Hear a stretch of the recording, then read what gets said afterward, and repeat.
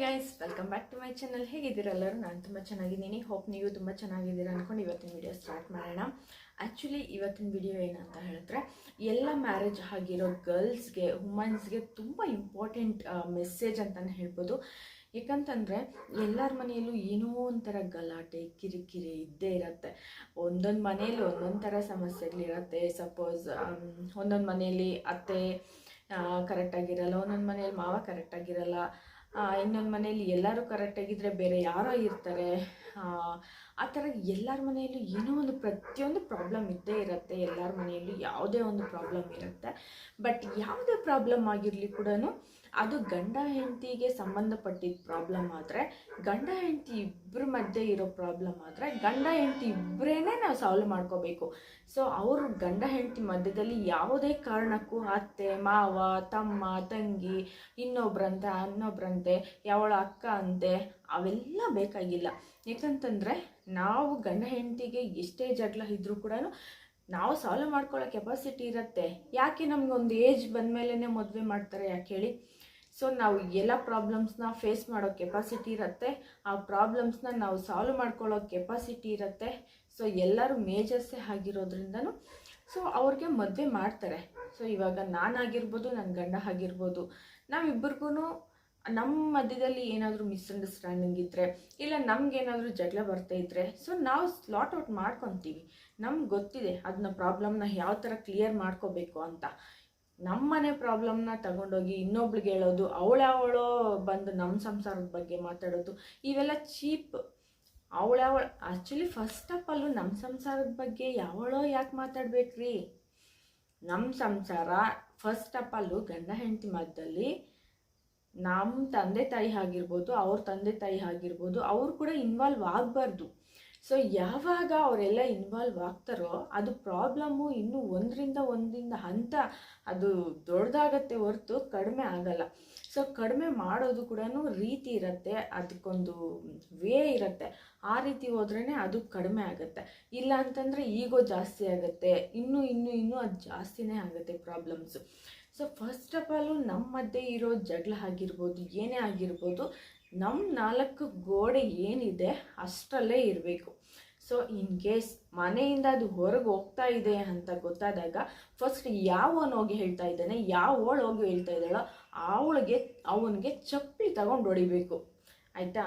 ಮತ್ತು ಯಾವನು ಹೋಗಿ ಅವಳಿಗೆ ಹೇಳಿದ್ದಾಳೋ ಅವಳು ನಮ್ಮನ್ನು ಬಂದು ಕೇಳ್ತಾ ಇದ್ದಾಳಲ್ಲ, ಅವಳಿಗೆ ಚಪ್ಪಲಿ ಎಲ್ಲ ಪರ್ಕೆ ಎಲ್ಲ ತಗೊಂಡು ಹೊಡಿಬೇಕು. ಯಾಕಂದರೆ ಅವಳ ಮನೆ, ನಮ್ಮ ಮನೆಯಲ್ಲಿ ದೋಸೆ ಮಾತ್ರ ತೂತಿರುತ್ತೆ, ಅವಳ ಮನೆಯಲ್ಲಿ ಎಂಚೇ ತೂತು ಬಿದ್ದೋಗಿರುತ್ತೆ. ಆ ಎಂಚಿನ ಅದು ಮುಚ್ಚಕ್ಕೆ ಕೂಡ ಸಾಧ್ಯ ಆಗಲ್ಲ, ಲೈಫ್ ಲಾಂಗ್ ಆಗಲ್ಲ, ಅಂಥ ತೂತು ಬಿದ್ದಿರುತ್ತೆ. ನಮ್ಮದಾದ್ರೂ ದೋಸೆ ಮುಚ್ಕೋಬೋದು, ಪ್ರಾಬ್ಲಮ್ ಏನಿಲ್ಲ. ಇವತ್ತಲ್ಲ ಅಂದರೆ ನಾಳೆ ಮುಚ್ಕೊತೀವಿ. ಅವಳ್ದು ಹಂಗಲ್ಲ, ಇವಾಗ ತೂತು ಬಿದ್ದೋಗಿದೆ, ಅದನ್ನು ಲೈಫ್ ಲಾಂಗ್ ಮುಚ್ಚೋಕ್ಕೆ ಆಗಲ್ಲ, ಅಷ್ಟು ದೊಡ್ಡ ತೂತು ಬಿದ್ದಿದೆ. ಆದ್ರೂ ಆ ಲೋಫರ್ ಕಚ್ಚರ ಮುಂಡೆ ಬಂದು ನಮ್ಮ ಸಂಸಾರಗಳ ಬಗ್ಗೆ ಮಾತಾಡ್ತಾಳೆ. ಅವಳು ಯಾರು ಮಾತಾಡೋಕ್ಕೆ? ಅವಳ ಅಕ್ಕ ಆಗಿರ್ಬೋದು, ಅವಳು ಇನ್ನೊಬ್ಳಾಗಿರ್ಬೋದು, ಅವಳ ಮಗಳಾಗಿರ್ಬೋದು, ಅವಳು ಯಾವಳೆ ಆಗಿರ್ಬೋದು, ನಮ್ಮ ಸಂಸಾರಗಳ ಬಗ್ಗೆ ಮಾತಾಡೋಕ್ಕೆ ಯಾವಳಿಗೂ ರೈಟ್ಸ್ ಇಲ್ಲ. ಫಸ್ಟ್ ಆಫ್ ಆಲ್ ನಮ್ಮ ಮನೆಯಲ್ಲಿರೋರ್ಗೇ ಅದು ರೈಟ್ಸ್ ಇದೆ. ಅದು ಕೂಡ ಯಾವ ರೀತಿಯಾಗಿ ಸಾಲ್ವ್ ಮಾಡ್ತಾರೋ ಅಷ್ಟಕ್ಕೆ ರೈಟ್ಸ್ ಇದೆ. ಅದನ್ನು ಬಿಟ್ಟರೆ ಇನ್ನು ಯಾವಳ ಅಕ್ಕನಿಗಂತೆ, ಅಮ್ಮನಿಗಂತೆ, ತಂಗಿಗಂತೆ, ಇನ್ನೊಬ್ಳಿಗಂತೆ ಆ್ಯಕ್ಚುಲಿ ಬುದ್ಧಿ ಮಾತಾಡೋದು ಯಾರಿಗೆ ಬುದ್ಧಿ ಮಾತಾಡೋದು? ನಾವಿನ್ನೂ ಹಾಲು ಕುಡಿತಾ ಇದ್ದೀವ ಬುದ್ಧಿ ಮಾತಾಡೋಕ್ಕೆ? ನಾನು ನನ್ನ ಗಂಡ ಕೂತ್ಕೊಂಡು ಹಾಲು ಕುಡಿತಾ ಇದ್ವಿ ಬಾಟ್ಲಲ್ಲಿ ಬುದ್ಧಿ ಮಾತಾಡೋಕ್ಕೆ? ನಮಗೊಂದು ಏಜ್ ಇದೆ, ನನಗೆ 30 years ಆಗಿದೆ. ನನ್ನ ಪ್ರಾಬ್ಲಮ್ಸ್ ಏನಿದ್ರೆ ಅದನ್ನ ಸಾಲ್ವ್ ಮಾಡ್ಕೊಡೋಕ್ಕೆ ಕೆಪಾಸಿಟಿ ಇದೆ, ಯೋಚನೆ ಮಾಡೋ ಕೆಪಾಸಿಟಿ ಇದೆ, ಎಲ್ಲನೂ ಇದೆ. ನನ್ನ ಗಂಡನಿಗೂ ಅಷ್ಟೇ, ಅವ್ರಿಗೆ ಬುದ್ಧಿ ಇದೆ, ಜ್ಞಾನ ಇದೆ. ಅವರು ಕೂಡ ಪ್ರಾಬ್ಲಮ್ಸ್ನ ಹೆಂಗೆ ಸಾಲ್ವ್ ಮಾಡಬೇಕು ಅಂತ ಅವ್ರಿಗೂ ಗೊತ್ತಿದೆ. ನಮ್ಮ ಪ್ರಾಬ್ಲಮ್ಸ್ ನಾವು ಸಾಲ್ವ್ ಮಾಡ್ಕೊತೀವಿ. ಗಂಡ ಹೆಂಡತಿ ಮಧ್ಯೆ 1000 ಇರುತ್ತೆ. ಇವಾಗ ಅವಳಿಗೆ ಇಲ್ವಾ, ಅವಳ ಗಂಡನಿಗೆ ಅವಳಿಗಿಲ್ವಾ? 1000 ಇರುತ್ತೆ. ಅವು ಏನು ಗೊತ್ತಾ ಅಂತ ಲೋಫರ್ ಮುಂಡೆಗಳೇನು ಗೊತ್ತಾ?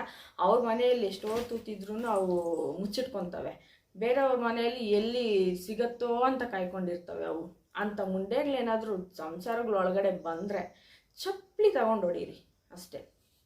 ಅಂಥ ಲೋಫರ್ಗಳಿಗೆ ಹೇಳ್ತಾ ಇದ್ದೀನಿ. ಅಂಥ ಲೋಫರ್ಗಳು ಬರೋದ್ರಿಂದ ಸಂಸಾರಗಳು ಇನ್ನೂ ಹಾಳಾಗುತ್ತೆ, ಒಡೆದೋಗುತ್ತೆ ಹೊರತು ಅದನ್ನು ಒಟ್ಟು ಮಾಡಿಸಲ್ಲ ಅವರು. ಅವಳ ಮನೆ ದೋಸೆ. ಫಸ್ಟ್ ಆಫ್ ಆಲು ಅವಳಿಗೆ ಮಕ್ಕಳಿದ್ರೆ ಹೆಂಗೆ ನಡ್ಕೊತಾ ಇದ್ದಾರೆ, ಅವು ಯಾವ ಥರ ಬಾಳ್ತಾ ಇದ್ದಾವೆ ಅದು ನೋಡಲ್ಲ ಅವು. ಇನ್ನೊಬ್ಳ ಮಗಳು ಇನ್ನೊಬ್ಬ ಮನೆಯಿಂದ ಬಂದಿರೋವಳು ಹೆಂಗೆ ಬಾಳ್ತಾ ಇದ್ದಾಳೆ, ಏನು ಮಾಡ್ತಾ ಇದ್ದಾಳೆ, ಅವಳ ಸಂಸಾರದಲ್ಲಿ ಏನು ತೂತಿದೆ, ಹೋಗಿ ಎಲ್ಲಿ ನಾವು ಕೈ ಹಾಕೋಣ ಅಂತ ನೋಡ್ತಾ ಇರ್ತಾರೆ. ಅವಳಿಗೆ ಮಗಳಿದ್ರೆ ಅವಳ ಮಗಳು ಏನು ಮಾಡ್ತಾ ಇದ್ದಾಳೆ, ಯಾವನ ಜೊತೆ ತಿರುಗ್ತಾ ಇದ್ದಾಳೆ, ನಮ್ಗೆ ಸೇರಿರೋನ ಅಲ್ಲ, ಯಾವನ ಜೊತೆ ಇದ್ದಾಳೆ ಏನು ನೋಡಲ್ಲ. ನಾವು ಹಂಗೆಲ್ಲ ಬಾಳಿಲ್ಲಲ್ಲ, ಅದಕ್ಕೆ ನಮ್ಮ ಜೊತೆಗೆ ಬರ್ತಾರೆ. ಇಂಥ ಮುಂಡೆಗಳಿಗೆ ಚಪ್ಪಲಿ ಅಲ್ಲ, ಪರಕೆ ಅಲ್ಲ, ಏನು ಸಿಕ್ಕಿದ್ರೆ ಅದರಲ್ಲೆಲ್ಲ ಹೊಡಿಬೇಕು. ಇಷ್ಟನ್ನೇ ನಾನು ಹೇಳೋದು. ಮೇಯ್ನ್ ಹೇಳೋದೇನಂತ ಹೇಳಿದ್ರೆ, ನಿಮ್ಮ ಸಂಸಾರದ ಬಗ್ಗೆ ಯಾವುದೇ ಮೂರನೇ ವ್ಯಕ್ತಿ ಇನ್ವಾಲ್ವ್ ಆಗಬಾರ್ದು. ಇನ್ವಾಲ್ವ್ ಆಗಿದೆ ಅಂತಂದ್ರೆ ನಿಜವಾಗ್ಲೂ ಆ ಸಂಸಾರ ಕೆಡುತ್ತೆ ಅಂತಾನೆ. ಇಂಥ ಕಚಡ ಮುಂಡೆಗಳು ಬಂದರೆ ಅಲ್ಲಿಂದ ಅಲ್ಲೇ ಚಪ್ಪಲಿ ತಗೊಂಡು ಹೊಡೆದು ಓಡಿಸಿ, ಅವಾಗ ಕರೆಕ್ಟ್ ಇರುತ್ತೆ. ಓಕೆನಾ? ಸೊ ಗಾಯ್ಸ್, ಫೈನಲಿ ಮೆಸೇಜ್ ಏನಂತ ಹೇಳಿದ್ರೆ, ಸೊ ನಿಮ್ಗೇನೇ ತೊಂದರೆ ಇದ್ದರೂ ಕೂಡ ನೀವು ಕೂತು ಮಾತಾಡ್ಕೊಳ್ಳಿ ಹೊರ್ತು ಥರ್ಡ್ ಪರ್ಸನ್ಗೆ ಅದನ್ನು ಹೋಗಲಿಕ್ಕೆ ಬಿಡಬೇಡಿ. ಇನ್ ಕೇಸ್ ಹಂಗೆ ಏನಾದರೂ ತಿಳ್ಕೊಂಡು ಬರಬೇಕು ಅಂತ ಏನಾದರೂ ಬಂದರೆ ತಗೊಂಡು ಹೊಡೆದು ಕಳಿಸಿ ಅಷ್ಟೇ. ಫೈನಲ್ ಮೆಸೇಜ್ ಇದು. ಸೊ ಗೈಸ್, ಹೋಪ್ ಎಲ್ಲ ಲೇಡೀಸ್ಗೂ ಇದು ಯೂಸ್ ಆಗುತ್ತೆ. ಆ್ಯಂಡ್ ಏನು ಗೊತ್ತಾ, ನಾವು ಯಾವಾಗ ಸೈಲೆಂಟಾಗಿರ್ತೀವೋ ಆವಾಗ ನಮ್ಮ ಮೇಲೆ ಜಾಸ್ತಿ ಬರ್ತಾ ಇರುತ್ತೆ. ನಾವು ಯಾವಾಗ ತಿರುಗಿ ಬೀಳ್ತೀವೋ ಆವಾಗ ಮುಚ್ಕೊಂಡು ಓಡೋಗ್ತಾವೆ. ಬಾಯಿ ಮುಚ್ಕೊಂಡು ಓಡೋಗ್ತವೆ. ಬಾಯಿ ಮುಚ್ಕೊಳ್ಳಿಲ್ಲ, ಜುಟ್ಟು ಹಿಡ್ಕೊಂಡು ಎಳ್ದು ಬಿಸಾಕಿ ಹೇಳ್ತೀನಿ ಅಷ್ಟೇ. Guys, thank you.